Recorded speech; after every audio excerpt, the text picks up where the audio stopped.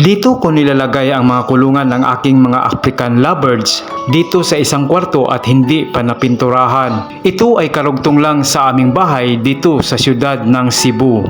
Ito ang aking mga alagang African lovebirds dito lang sa aking bahay. Ngayon ay gagamitin ko na itong kwarto na pinaglalagyan ko sa mga cage at sa puntong ito ay i-colony breeding ko na lang sila at ang mga cage ay aking ibibinta. At sa puntong ito ay nailabas na namin ang mga cage galing sa kwarto na aking pinaglalagyan at ngayon ay nakahanda na itong ibibinta. Ito ay mga second hand na kulungan na pwede pang gamitin. At sa puntong ito ay natapos na ang pagpapagawa sa kwarto. Ito'y maliit at simpleng kwarto lamang na pwede nang matulugan. Ito'y maayos at komportabling matulugan.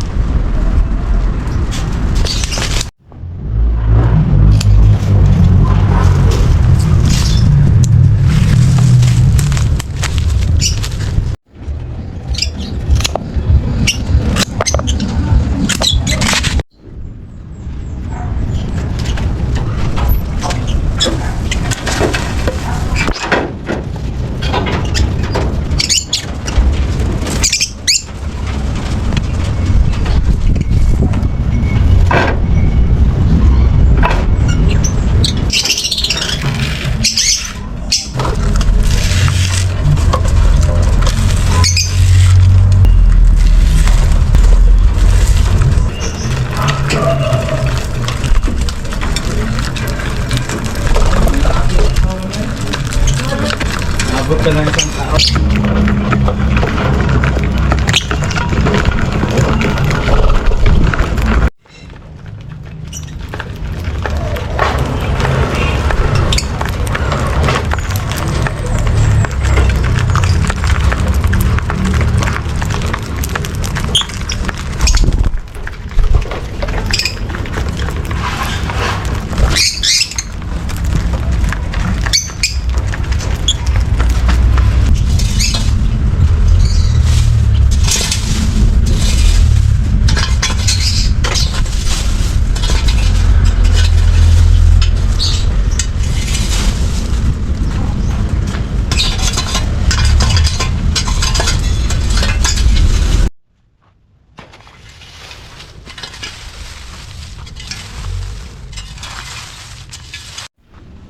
Ngayon ay nandito pa rin tayo sa Cebu City, mga ka-frontier.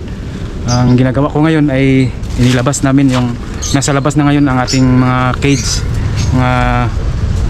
cage ng lovebirds. Kasi yung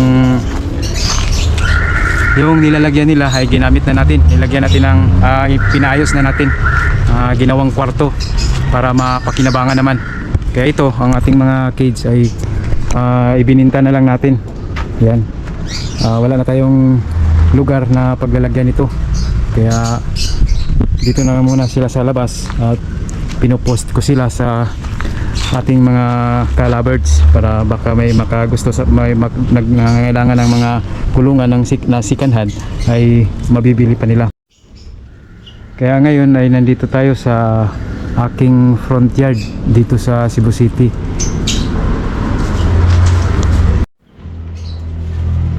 Medyo matagal tayong hindi nakapag-vlog kasi medyo busy tayo ng konti, mga ka-frontier. At ngayon ay pinapaayos na natin ang ating cage. Dito na lang natin at dito na lang natin ilagay at nililinis ko na rin ang ating kapaligiran.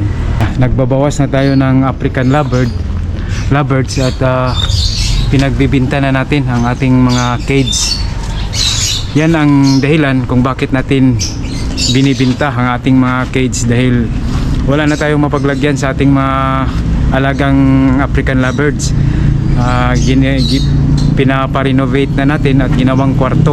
Ngayon ay sisilipin natin kung anong itsura. Samahan nyo ako mga ka-frontyard. Maliit lang na kwarto, basta matulugan lang ng isang tao o dalawa, pwede na. Kaya sayang din ang lugar na hindi natin gagamitin. Siya nga pala, dito pala ay mayroon din tayong mga puno ng sabana, yung karnaba. Ito, karnaba ang tawag dito sa amin. Yung mga dragon fruit natin sa ating bakuran ay pinagtatanggal na natin dahil tinamaan ng fungus, nasisira ang ating mga dragon fruit. Ito, meron din tayong karnaba o sabana. Meron din tayong avocado. Nag-uumpisa ng mamumulaklak ang ating avocado. Kaya pag mamunga ay makalibre na naman tayo. Ito ang ating front yard dito sa Cebu City. At yung bahay ko ay ito. Yan. Basta dito. Ito lang ang ating bahay. Yan o. Yan. Yan ang kaya tinatawag ko ang aking channel na front yard ni Joe, dahil meron akong front yard sa harap ng bahay ko. At sa puntong ito ay natapos ng magawa ang dating kwarto ng mga ibon. Ito na ang kinalalabasan. Maliit lang at maayos at komportabling tulugan. Ito ang naging dahilan kung bakit ibinibinta ko ang mga cage ng aking mga African lovebirds. Wala na kasi akong mapaglagyan. Sayang lang kapag ito'y kinakalawang.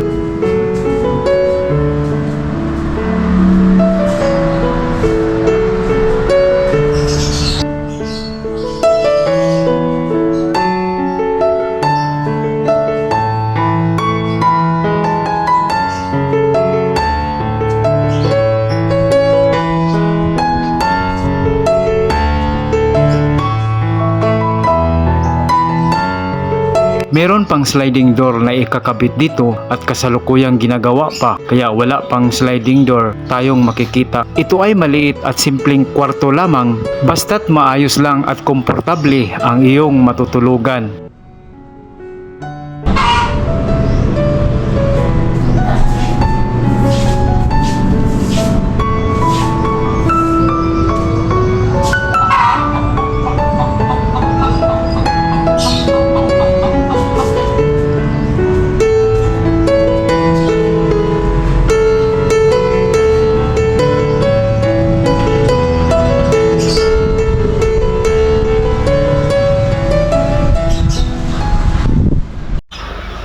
At sa puntong ito ay may bumili agad ng ating mga cage dito sa ating area. Medyo mahal kasi ang cage kapag ito ay brand new, ay bumibili na sila ng mga second hand, matibay na at mura pa.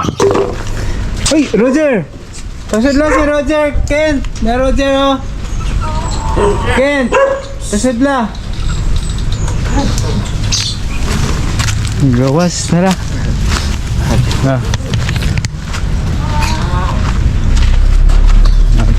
Asa may pili alang ana og pili ito po ni. Oo. Kuha no yung ipakuha naman ng mist box. Akong tangtangon. Akong kuanon. Tanaw nga to kung okay ba. Kung ibutang ato sa landong para ma-computeran. Ha? Saka na ko. Oh. Kaniyo ay ko na. Oh, 36. 1736 ni. Sprayan ra gud ni siya. Murag palitan mo pang primer ba. Kung ano na mo, nindot lagi hap mo, di na siya madali-dali. Karon ra ni nawanan mga aktong pag-uwan. So wag din siya mawan ni jud. Kaya bago pa man ni gawas. Ano na siguro ko. Kanila mo ha? Oh. Ano nakuan man siya oh. Pwede na nanigma. Tanggal yung kuan. Isumpayon naman yung kuan niya. Hikot ari.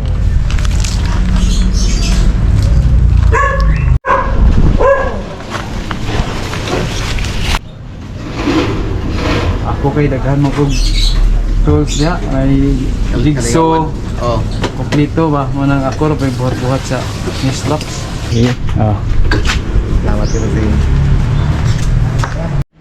Mayroon pa rin tayong kulungan ng ibon na ibinibinta, matibay na at mura pa. Mula dito sa siyudad ng Cebu, magandang araw at ito ang front yard ni Joe.